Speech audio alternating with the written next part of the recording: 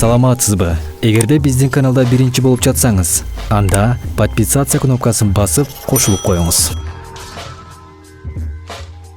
Ондон ашык сексуалдык өнөктөш күткөн киши ракка чалдыгышы мүмкүн. Окумуштуулардын эл аралык тобу өмүрүндө 10 же андан ашык сексуалдык өнөктөшү болгон адам онкологиялык илдеттерге кабылуу тобокелдиги жогору экендигин аныкташты. Иликтөөнүн жыйынтыгын Medical Express басылмасы жазды. Маалыматка караганда бул көрсөткүч эркектерде дагы аялдарда дагы бирдей. Изилдөө учурунда Улуу Британия, Италия, Австрия жана Туркия окумуштуулары 5722 кишиден анкеталык маалыматтарды алган. Сурамжылангандар ден соолугу жана буга чейин канча адам менен төшөк мамилесинде болгонун айтып беришкен. Ыктыярчылардын курагы 60тын тегерегинде эле. Ондон көп эркек менен төшөк мамилесинде болгон аялдар күйөөсүнөн башкага жолобогон аялдарга салыштырмалуу рак илдетине 91%га көп чалдыккан. Мырзаларда дагы дал ушундай көрүнүш болгону 91 эмес 69%.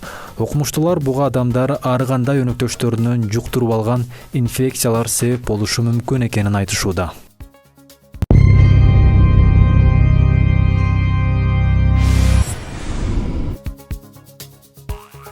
Көп кучакташкан жубайлар оңой менен ажырашпайт. Жаңы изилдөө. Жубайлар канчалык көп кучакташып, кол кармашса, мамилеси ошончолук бекем дейт. Бул тууралуу Бингемтон университетинин окумуштууларынын изилдөөсүнө таянып, Medical Express басылмасы жазып чыкты. Адам баласы үчүн сүйүктүүсүнүн кучагы, жылуу алакандары чоң ырахат тартуулайт. Бул сүйүүнүн, далилдөөнүн, камкордуктун биринчи белгиси.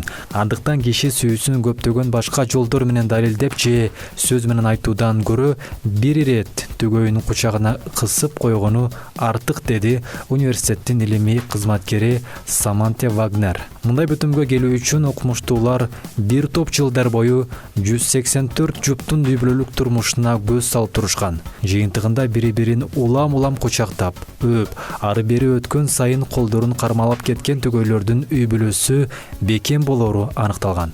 Ал эми бири-биринен обочолонуп, себепсиз жакындаша берген жубайлар бат жана оңой эле ажырашып кетери айтылган. Бул нерсени окумуштуулар башынан эле алардын ортосунда бири-бирине байлануу, көнүү жана кыйбастык сезимдердин жоктугу менен түшүндүрүштү.